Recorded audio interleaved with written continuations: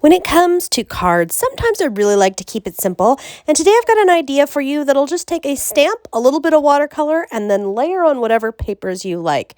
So I'm stamping with archival ink here, and that's just a single image, and I'm stamping onto watercolor paper. That way the archival ink won't react with my watercolor mediums, and my paper will accept all the watercolor goodness. So what you see there, it was actually one that I had messed up on in stamping, and I didn't get rid of it. I just color test on that. If I ever have something that's truly messed up watercolor paper wise, I save that scrap and I use it to color test, and that's just a really great tip.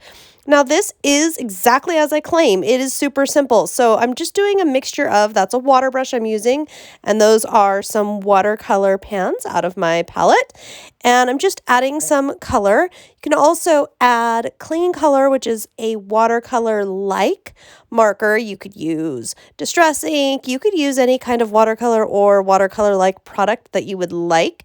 You might notice I'm just taking little shimmery colors and pinks and then the white and just kind of adding little bit of this, little bit of that. Now that white is just, basically it's going to add a lot of shimmer when it's all done.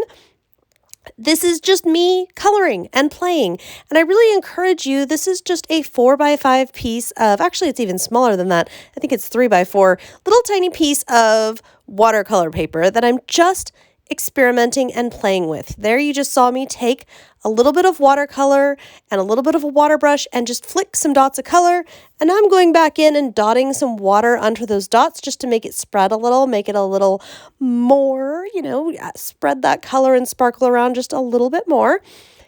It's all about test something out, see what you think, play with it. If you love it, great. If you don't, the worst case scenario is you got a little scrap of paper that didn't work out. In this case, I absolutely love how this turned out, and I hope you do too. Here you can see my final project. If you have any card suggestions, projects you'd like to see, leave me a comment or shoot me an email. I'll see you next time.